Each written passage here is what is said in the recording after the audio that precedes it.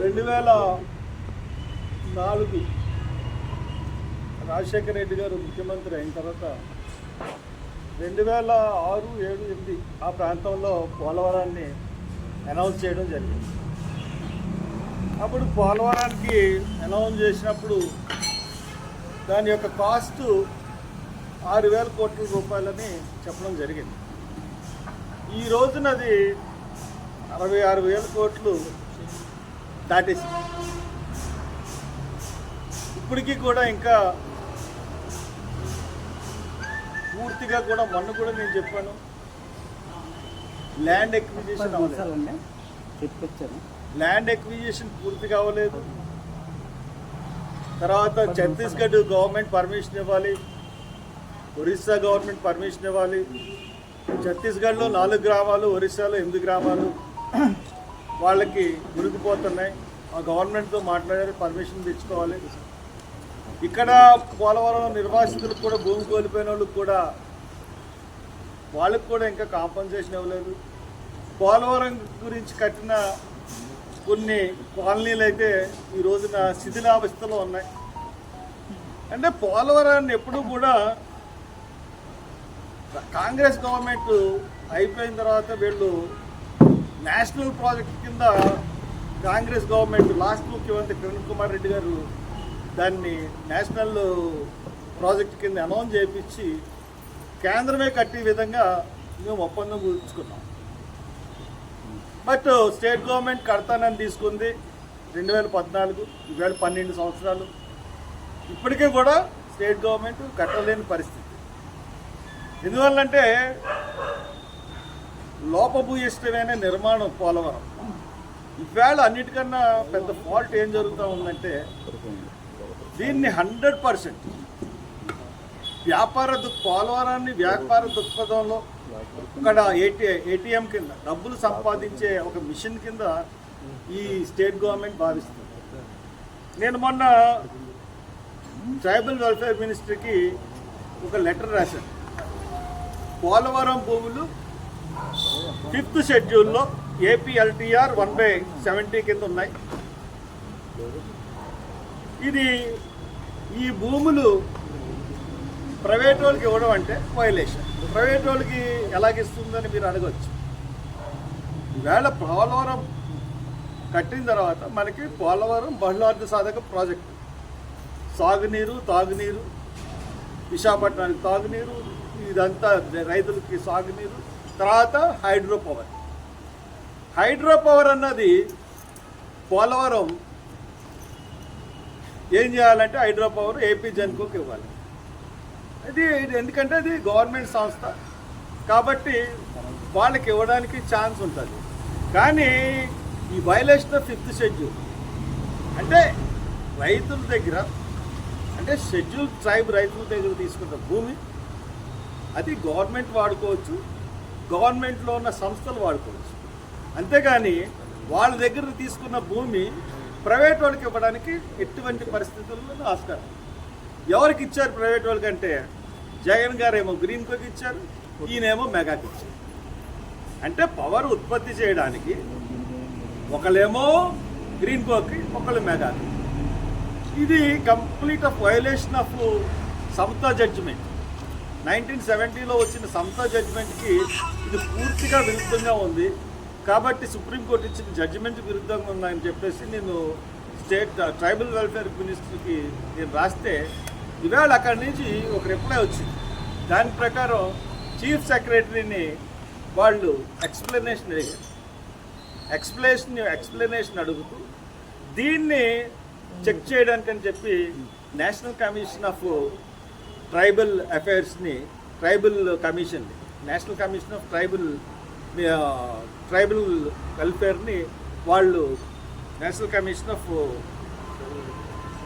Tribal welfare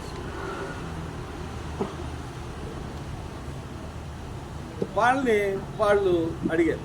వాళ్ళని నిజ నిర్ధారణకి చేయడానికి అని చెప్పేసి వాళ్ళు పంపుతూ ఉన్నారు. ఈ లోపల చీఫ్ సెక్రటరీని అడిగారు.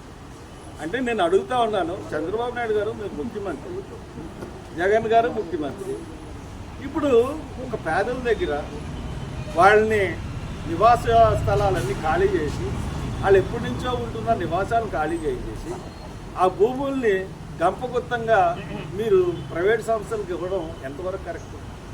ఈ రోజున రాష్ట్రంలో ఉన్న భూములన్నింటినీ అలాగే ఇచ్చేస్తున్నారు 99 రూపాయలకి ఎకరం. మరి ఎందుకు ఇస్తున్నారో ఏమీ తెలియదు. కాబట్టి ఇమీడియట్గా ఇది ఒక చెంపపెట్టు, రాష్ట్ర ప్రభుత్వానికి ఇది చెంపపెట్టు. ఎందువల్లంటే పోలవరం చాలామంది మాట్లాడుతూ ఉన్నారు, పోలవరం గురించి నిజ నిజాలన్నీ తెలుస్తూ ఉన్నాయి. ఇప్పుడు ఆయన ఏమన్నారు, పుష్కరాలకు అయిపోతుందని అన్నారు. పుష్కరాలకు అయిపోవాలంటే ల్యాండ్ ఎక్విజిషన్ ఇప్పుడు దాకా జరగలేదు. సరే, ల్యాండ్ ఎక్విజిషన్ జరగలేదు, దాని పోతే ఇది అన్నిటికన్నా ప్రధానమైన నిర్మాణం డయాఫ్రామ్ వాల్. ఆ డయాఫ్రామ్ వాల్ అడుగు రాతి పొరల నుంచి రావాలి పునాది. అది దానికి వెళ్ళాలంటే చాలా లోతుకి వెళ్ళాల్సిన పరిస్థితి. కానీ వీళ్ళు ఇసుక పొరలలోంచే వీళ్ళు కన్స్ట్రక్షన్ వేస్తూ ఉంటుంది. ఇసుక పొరల నుంచి పైకి వచ్చేటప్పటికల్లా వీళ్ళు చాలా ఎత్తుకి కట్టాల్సి ఉంది. అంటే ప్రవాహం కన్నా మీద కట్టిన తర్వాత కొంత పోయిన తర్వాత దాని మీద డయాఫ్రామ్తో పూర్తిగా నిర్మించాలి. అటువంటిది ఏమీ లేకుండా ఈవేళ నిర్మాణం చేపట్టేస్తుంది. నేను మొన్న శ్రీశైలం ప్రాజెక్ట్కి వెళ్ళి పరిశీలించి వచ్చాను, అలాగే మొన్న సీలేరు కూడా వెళ్ళి పరిశీలించి వచ్చాను. అక్కడ ఏపీ జెన్కో హైడ్రో కరెంటు ఉత్పత్తి చేస్తుంది, చాలా ఎక్కువగా ఉత్పత్తి చేస్తూ ఉంది. మరి చాలా దగ్గర 280-360 మెగావాట్స్ ఉత్పత్తి సీలేరు నుంచి డొంకరాయి నుంచి మనకి హైడ్రో కరెంట్ అన్నది వస్తుంది. అది నాణ్యమైన కరెంటు. మరి ఆ ఏపీ జెన్కో మనకుంది. ఏపీ జెన్కో మనకు ఉంటుండగా మీరు మెగాకి ఎందుకు ఇవ్వాలి, లేకపోతే గ్రీన్ కోకి ఎందుకు ఇవ్వాలి? మీరు ఏపీ జెన్కో అంటే గవర్నమెంట్ లాభపడాలి కదా. గవర్నమెంట్ లాభపడమంటే ప్రజలు లాభపడతారు.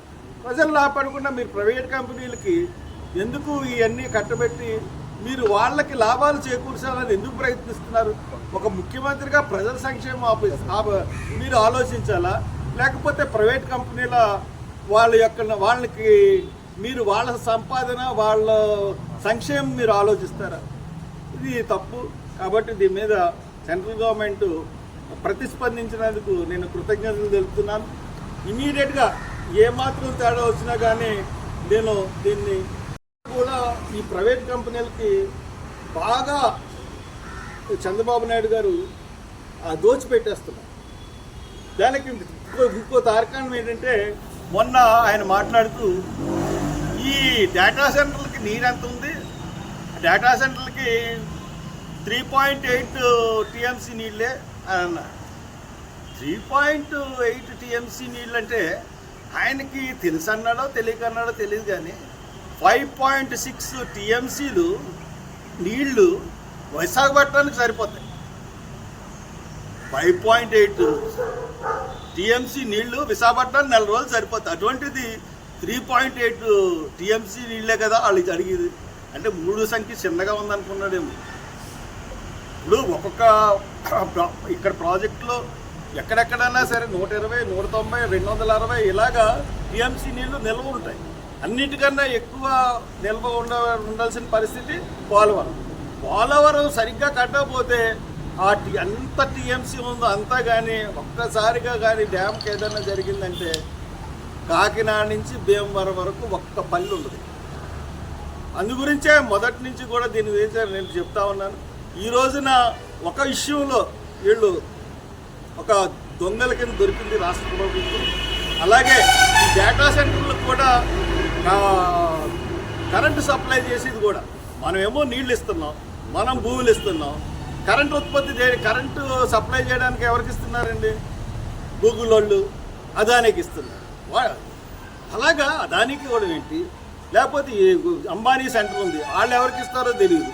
వాళ్ళు అలాగే ఏపీ జెన్కోకో లేకపోతే ఏపీ ట్రాన్స్కోకో ఈ పవర్ జనరేషన్ అన్నది ఇవ్వాలి తప్పితే పవర్ సప్లై చేయడం కానీ పవర్ జనరేషన్ కానీ ప్రభుత్వ సంస్థలకు ఇస్తే ప్రభుత్వం బాగుపడుతుంది, తద్వారా ప్రజలు బాగుపడతారు. That is Congress. మీరు ఎంతసేపు ఎలా చూస్తున్నారు? దీన్ని ఎవరికి దోచిపెడదామా? అదానికి దోచిపెడదామా, లేకపోతే మెగాకి దోచిపెడదామా, లేకపోతే గ్రీన్ కోకి దోచిపెడదామా అన్న ప్రయత్నంలో ఇది నేను తీవ్రంగా ఖండిస్తున్నాను. దీంట్లో ఏమాత్రం మరి మీరు కానీ సరిగ్గా వెంటనే మీ ప్రతిపాదనలు వెనక్కి తీసుకోండి, లేదంటే దీన్ని చివరి వరకు కూడా నేను పోరాటానికి సిద్ధంగా ఉన్నానని తెలియజేస్తాను. మనకి under section 3 of regulation 1 of 1970 అండి, any transfer land schedule areas to non tribals is null and void. అంటే ఏ ప్రైవేట్ కంపెనీకి కూడా షెడ్యూల్ అంటే ఈ షెడ్యూల్ ఏరియా అంటే ముఖ్యంగా షెడ్యూల్ ట్రైబ్స్ ఉన్న ఏరియాస్, ఆ ఏరియాస్ ల్యాండ్ మనం ఆర్డివెల్ వెళ్ళాం అనుకోండి, మనం 1 ఎకరం భూమి కొనలేము, 1 ఎకరం భూమి మనం కొనుక్కోలేము. వాళ్ళు మనకి అమ్మడానికి కూడా రిజిస్ట్రేషన్ ఆఫీసులో ఒప్పుకోవు. అటువంటి ల్యాండ్ని గొంపగొత్తు కింద పవర్ జనరేషన్కి వాళ్ళకి ప్రైవేట్ కంపెనీలకు ఇవ్వడం అన్నది అది సుప్రీంకోర్టు జడ్జిమెంట్స్లో కానీ ఎక్కడా లేదు. అదే వేళ చీఫ్ సెక్రటరీని మీరు ఎలాగ వాళ్ళకి ఇచ్చారు, వాళ్ళకి ఎందుకు మీరు షెడ్యూల్ ఏరియా భూములను ఇస్తున్నారని చెప్పేసి ఎక్స్ప్లెనేషన్ అడిగింది షెడ్యూల్ ట్రైబ్ వెల్ఫేర్ మినిస్ట్రీ. అదే మనకు తెలియజేశారు. అది మనం దీన్ని నేను మీ అందరికీ చెప్పానండి. నేను ప్రెస్ మీట్ పెట్టి ఇట్లా జరుగుతూ ఉంది, ఏపీ జెన్కోకి గ్రీన్కోకి ఇస్తున్నాను, నేను రిప్రజెంటేషన్ పంపుతున్నానని చెప్పి ప్రెస్ మీట్ పెట్టే చెప్పాను.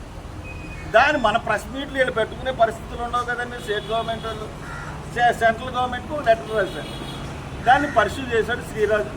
ఇమీడియట్గా మాకు ఇవాళ చీఫ్ సెక్రటరీకి వచ్చిన లెటర్ కాపీ మనకి వచ్చింది.